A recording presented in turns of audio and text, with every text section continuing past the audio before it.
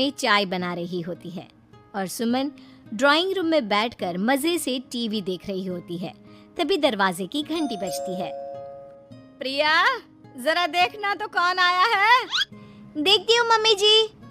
प्रिया दरवाजा खोलती है तो सामने पड़ोस वाली विमला आंटी खड़ी होती है। नमस्ते आंटी जी, कैसी हैं आप? मैं तो बिल्कुल ठीक हूँ बेटा, पर तेरी सास को क्या हुआ है? आजकल कहीं दिखती ही नहीं है। जब देखो तब टीवी के आगे जमी रहती है। अंदर तो आइए आंटी। अरे ओ दीपक की अम्मा, कहाँ हो?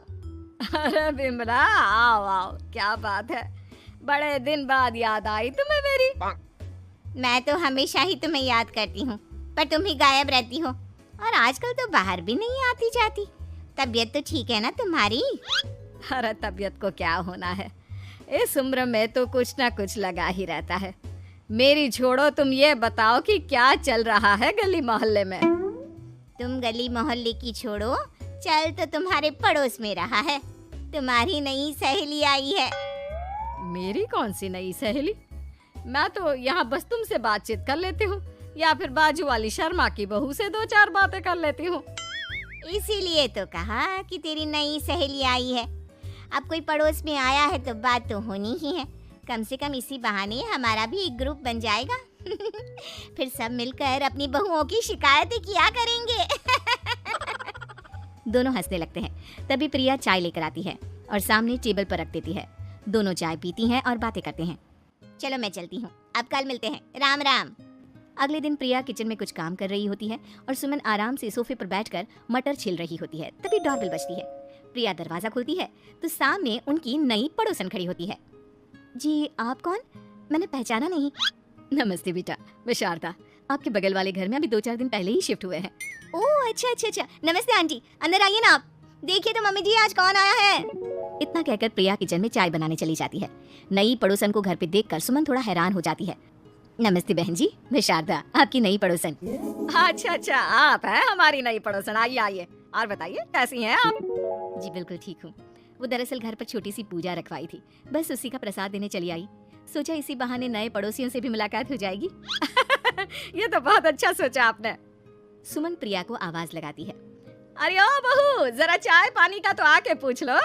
ये आजकल की बहुएं भी ना, जब तक बोलो नहीं तब तक कुछ नहीं करेंगी। आई मम्मी जी। प्रिया चाय लेकर आती है। दोनों बैठकर चाय पीती हैं और खूब सारी बातें करती हैं। अच्छा बहन जी, अब मैं चलती हूँ, फिर मिलते हैं। अब तो आना जाना लगा ही रहेगा। शारदा के जाने के बाद प्रिया किचन से बाहर आती है। क्या बात है मम्मी जी, आप दोनों को देखकर तो लगा ही नहीं कि पहली बार मिल रही हो। आप दोनों तो बिल्कुल बिछड़ी हुई सहेलियों की तरह बातें कर रही थी। अरे जब दो औरतें मिल जाती है ना, तो बातें अपने आप ही निकल आती है। अब तू अपने काम पर ध्यान दे, बातों पे नहीं। ऐसे ही कुछ दिन बीत जाते हैं। अब सुमन और शारदा अच्छी सहेलियां बन गई होती हैं। दोनों एक साथ मंदिर जाती, मार्केट जाती और कभी कभी तो विमला भी इनके साथ मिलकर खूब हंसी ठिठोली करती। एक शाम तीनों बैठकर सुमन के घर पर चाय पी रही होती है कि तभी बहुत तेज बारिश शुरू हो जाती है।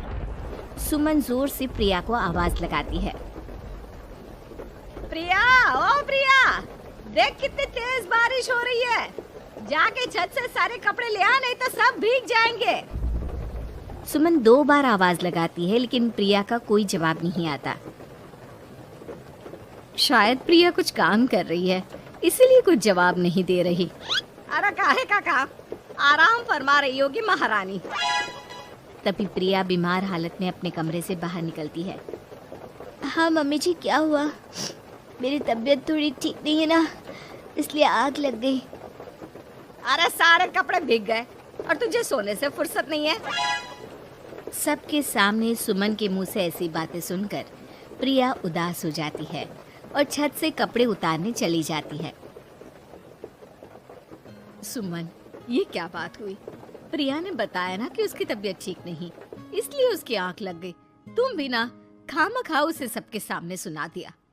अरे आप नहीं जानती शारदा जी, कुछ बहुएं ना बहुत आलसी होती है, घर का एक काम नहीं करना चाहती। ऐसा नहीं है सुमन, तुम्हारी बहू तो बहुत प्यारी है, तुम्हारी सारी बात भी तुम मानती है। हाँ सुमन, तुम प्रिया के बारे में ऐसा क्यों सोचती हो? मेरी भी दो दो बहुएं हैं, लेकिन मैं उन्हें अपनी बेटियों की तरह रखती हूँ। आखिर वो भी तो किसी की बेटियां ही है ना। और अगर तुम ऐसा ही व्यवहार करोगी तो एक दिन प्रिया भी तुम्हारे साथ ऐसा ही बर्ताव करेगी। शारदा और विमला की बातें सुनकर सुमन की तो बोलती बंद हो जाती है। वहीं प्रिया भी बाहर से सारी बातें सुन रही होती है। अरे मैं कोई उसकी दुश्मन थोड़ी ना हूँ, मैं भी उसकी माँ हूँ, लेकिन कभी कभी सास बनना पड़ता है, नहीं तो बहुएं हाथ से निकल जाती है। देखो सुमन, ये सब सोच का फर्क है। अगर तुम ये सोचोगी तो कभी प्रिया को अपनी बेटी नहीं बना पाओगी। इतना कहकर शारदा और विमला वहां से चली जाती हैं और सुमन अकेले बैठकर उनकी बातें सोचने लगती है। अगले दिन प्रिया और दीपक अपने कमरे में बैठकर बात कर रहे होते हैं और सुमन उनके कमरे के बाहर कुछ काम कर रही होती है और उन दोनों की बातें सुन लेती है। दीपक, तुम्हें पता है हमारे पड़ोस में जो शारदा आंटी है ना, बहुत अच्छी हैं। अच्छा, ऐसा क्या हो गया जो तुम्हें वो इतनी अच्छी लगने लग गई? कुछ खास नहीं, बस कल जब मम्मी जी मुझे सबके सामने सुना रही थी तो शारदा आंटी ने मेरा साथ दिया। मैं तो सच में हैरान ही रह गई थी जब उन्होंने मम्मी जी को मुझसे ऐसा बर्ताव करने के लिए मना किया। अच्छा, फिर क्या हुआ? होना क्या था, शारदा आंटी तो मम्मी जी को समझा ही रही थी कि बहू को भी बेटी की तरह ही रखना चाहिए, लेकिन मम्मी जी तो मम्मी जी है ना, उन्हें तो मुझ में हमेशा कमी ही दिखती है। काश मुझे भी शारदा आंटी जैसी सास मिली होती जो मुझे भी अपनी बेटी जैसी समझती। सुमन ये सब सुनकर बहुत उदास हो जाती है और वहां से चली जाती है। प्रिया की बातें सुमन के कानों में बार बार गूंज रही थी। उसे बहुत शर्मिंदगी महसूस हो रही थी कि उसने प्रिया के साथ बहुत गलत किया है। अगले दिन सुमन शारदा और विमला को बुलाती है।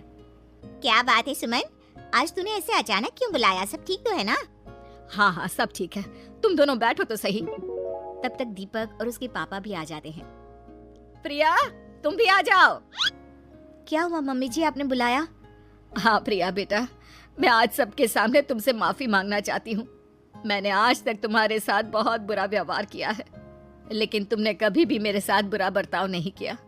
मुझे अपनी गलती का एहसास हो गया है, हो सके तो मुझे माफ कर देना। प्रिया अपनी सास की बातें सुनकर हैरान हो जाती है।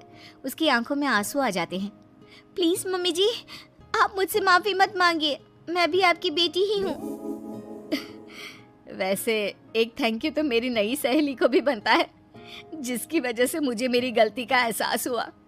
शारदा बहन, आपका बहुत बहुत शुक्रिया जो आपने मेरी आंखें खोल दी। अरे क्या सुमन, तुम भी ना? तो फिर इसी बात पर चाय और पकोड़े हो जाए। हाँ हाँ, क्यों नहीं।